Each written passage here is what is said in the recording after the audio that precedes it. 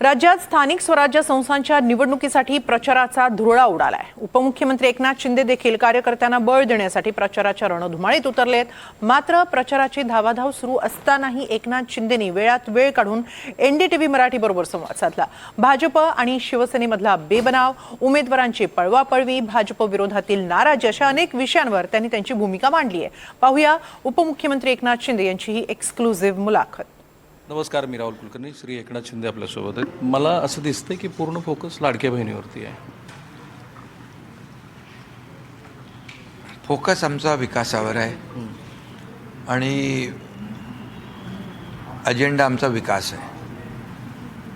लोकसभेच्या निवडणुकीत, विधानसभेच्या निवडणुकीत आमचा फोकस विकासावर होता आणि माझ्या 2.5 वर्षाच्या कारकिर्दीमध्ये विकासाला आम्ही प्राधान्य दिलं। आताही देवेंद्रजी आणि आमची टीम काम करते, विकासालाच प्राधान्य देते।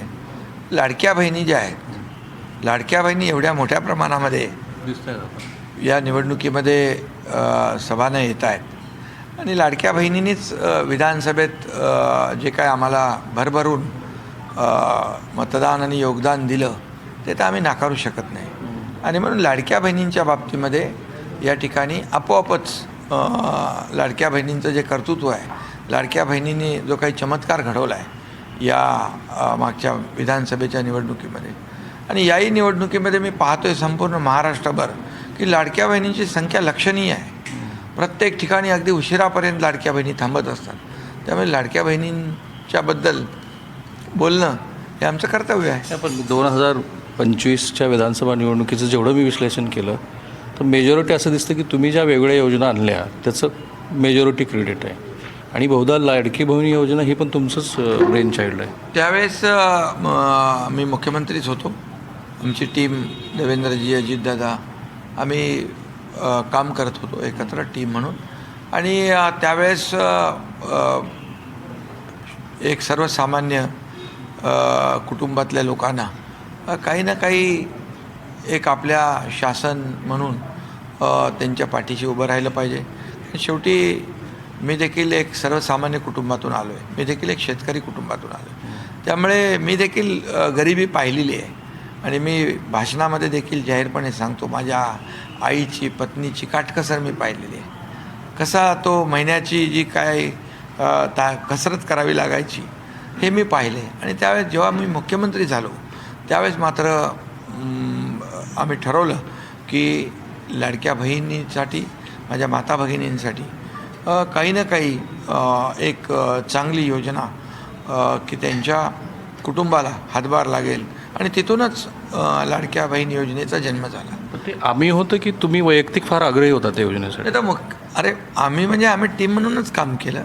पण मी जे मगाशी सांगितलं की एक सर्वसामान्य आमच्या लाडक्या बहिणींच्या कुटुंबाला एक हातभार लागेल, त्यांना एक आर्थिक स्वातंत्र्य मिळेल की त्यांना त्यांचं पतीकडे, कुटुंबियांकडे कुठल्याही छोट्या मोठ्या कामासाठी हात पसरावे लागणार नाही।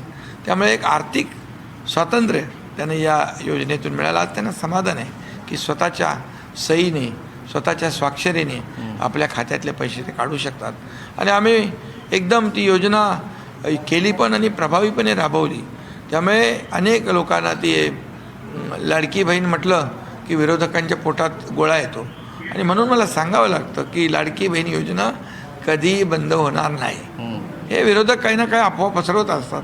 त्यामुळे लाडक्या बहिणींच्या लाडकी बहीण योजना केली, लेक लाडकी लखपती योजना केली, म्हणजे मुलींनी उच्च शिक्षण घेतलं पाहिजे त्यासाठी आम्ही 50% फी 100% केली। मी जाहीरपणे सांगतो की मुलींना देखील उच्च शिक्षण घेता आलं पाहिजे, इंजिनियर होता आलं पाहिजे, डॉक्टर होता आलं पाहिजे, CA होता आलं पाहिजे, आर्किटेक्ट होता आलं पाहिजे। पूर्वी 50% आपण त्यांची फी भरत होतो। पण एक दुर्दैवी घटना घडली, मी भाषणात देखील कधी कधी सांगतो, आत्महत्या, एक मुलीने आत्महत्या केली। शिकती वडील 50% पैसे भरू शकत नाहीत म्हणून आम्ही 100% फीमध्ये सवलत देण्याचा ऐतिहासिक निर्णय घेतला। STमध्ये 50% सवलत दिली, त्याचबरोबर बचत गटाला ताकद दिली आणि म्हणून एक आपल्या लाडक्या बहिणी स्वतःच्या पायावर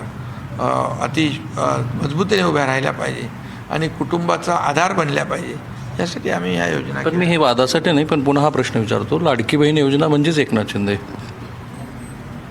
बघा, यामध्ये मला लाडकी बहीण योजना माझी नेहमी मी सांगतो, सगळ्या योजनांमध्ये कुठली आवडती योजना असेल तर लाडकी बहीण योजना. कारण आपण जे योजना केली ती प्रभावीपणे त्याची अंमलबजावणी पण झाली आणि त्याच्यातून या लाडक्या बहिणी छोटा मोठा व्यवसाय करू लागल्या, एकत्र येऊ लागल्या, क्रेडिट सोसायटी काढू लागल्या, बचत गट तयार करू लागल्या, छोटा व्यवसाय सुरू करू लागल्या, छोट्याचा मोठा करू लागल्या. शेवटी हा जो काही पैसा आहे तो पुन्हा अर्थव्यवस्थेतच येतो आहे आणि त्याचा फायदा जो आहे म्हणजे फक्त 1500 रुपये ही काय मोठी रक्कम नाही, पण 10-20 महिला एकत्र येऊन त्यांनी जो केलेला व्यवसाय तो मोठा होतो आणि त्यांना कायमचं एक उद्योजक बनवण्याचं जे आमचं स्वप्न आहे ते हळूहळू या सगळ्या याच्यातून पूर्ण होईल आणि त्यावेळेस समाधान मिळेल आम्हाला.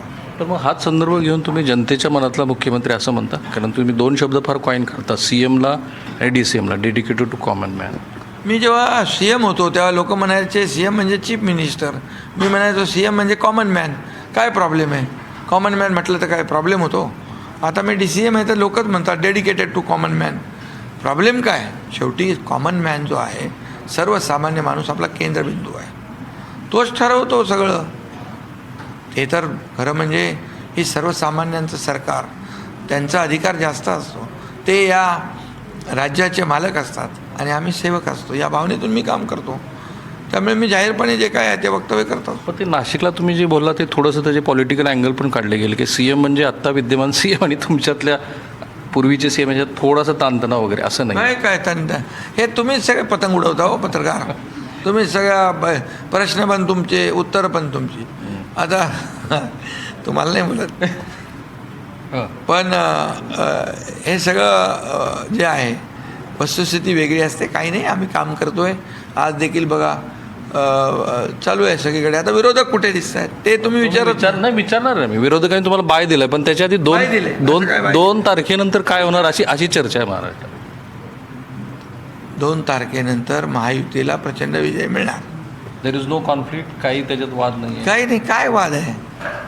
वाद करायला आमचा अजेंडाच काय? आमचा अजेंडा काय खुर्ची आहे? आमचा अजेंडा काय स्वार्थ आहे? आमचा अजेंडा एकच आहे. आमचा अजेंडा आहे या राज्याचा विकास, या राज्यातल्या सर्वसामान्य माणसाच्या आयुष्यामध्ये चांगले दिवस आणायचा, हा आमचा अजेंडा आहे. आम्हाला काय मिळालं यापेक्षा राज्याला काय मिळालं, जनतेला काय मिळालं, हा अजेंडा आहे आमचा.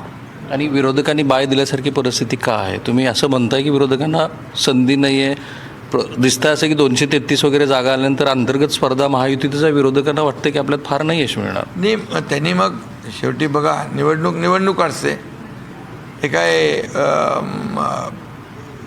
रणांगणातून पळण्याचं काम नसतं. आणि म्हणून त्यांनी, मला वाटतं त्यांना कळून चुकलं आहे की आणि पराभव मान्य केलेला दिसतो आहे आणि त्यामुळे ते कुठे दिसत नाहीत. मला फक्त शेवटचे 2 प्रश्न विचारायचे आहेत, कारण तुम्ही वेळेत वेळ काढला आहे म्हणून. शेजारी जे चाललेलं आहे राणे कुटुंबामध्ये, ते असं दिसतं आहे की 2 मित्रपक्षामध्ये पण खूप ताण निर्माण झाला आहे. तुम्हालाही वाटतं की हे व्हायला नको होतं? कारण मी थोडीशी माहिती घेतली, उदय सामंत यांची प्रदीर्घ मुलाखत केली, ते असं म्हणाले की नारायण राणे यांची इच्छा होती शेवटपर्यंत की महायुतीमध्येच निवडणुका झाल्या पाहिजेत. नाही, आमची सगळ्यांची इच्छा, आपण एकत्र लोकसभा लढवल्या, विधानसभा एकत्र लढवल्या, आता स्थानिक स्वराज्य संस्था देखील एकत्र लढवल्या पाहिजे अशी आमची देखील इच्छा होती. आणि शेवटी जे मोठ्या निवडणुका झाल्या, आता कार्यकर्त्यांच्या निवडणुका आहेत आणि कार्यकर्त्यांनी वाटत असतं बाबा चला एकत्र निवडणुका लढल्या तर आपण यश चांगलं मिळवू शकतो. दुर्दैवाने म्हणजे त्या ठिकाणी काही ठिकाणी युती झाली नाही, बऱ्याच ठिकाणी काही ठिकाणी युती झाली, परंतु शेवटी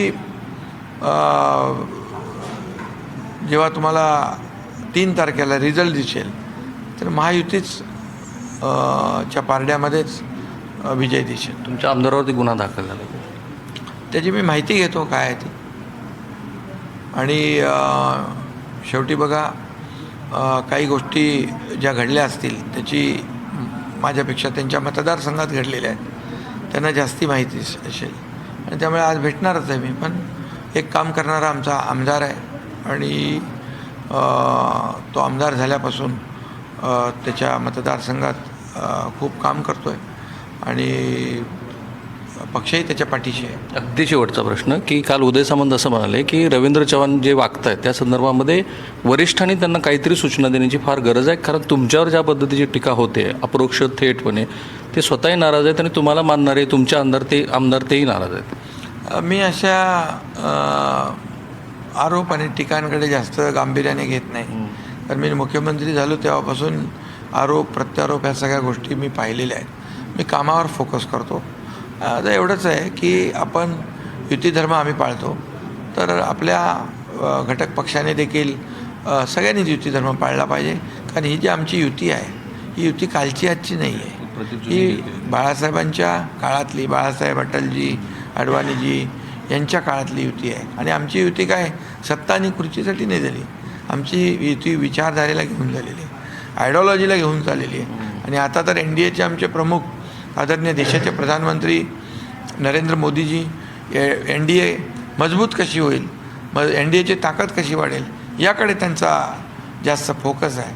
आणि त्यामुळे NDA आज बिहारमध्ये आपण पाहिलं की NDAमुळे मोठं यश मिळालं. आणि म्हणून NDA म्हणून आणि मोदीजी आमचे देशाचे प्रधानमंत्री म्हणून आम्हाला NDAचा आम्ही 3ऱ्या-4थ्या क्रमांकाचा शिवसेना NDAतला पक्ष. कारण तुम्ही 3ऱ्या क्रमांकाचं महत्त्व आहे. आणि त्यामुळे मोदीजी देखील आम्हाला विश्वासात घेतात ना, प्रधानमंत्रीजी विश्वासात घेतात. NDA मजबूत व्हावी म्हणून आमची भूमिका तीच आहे.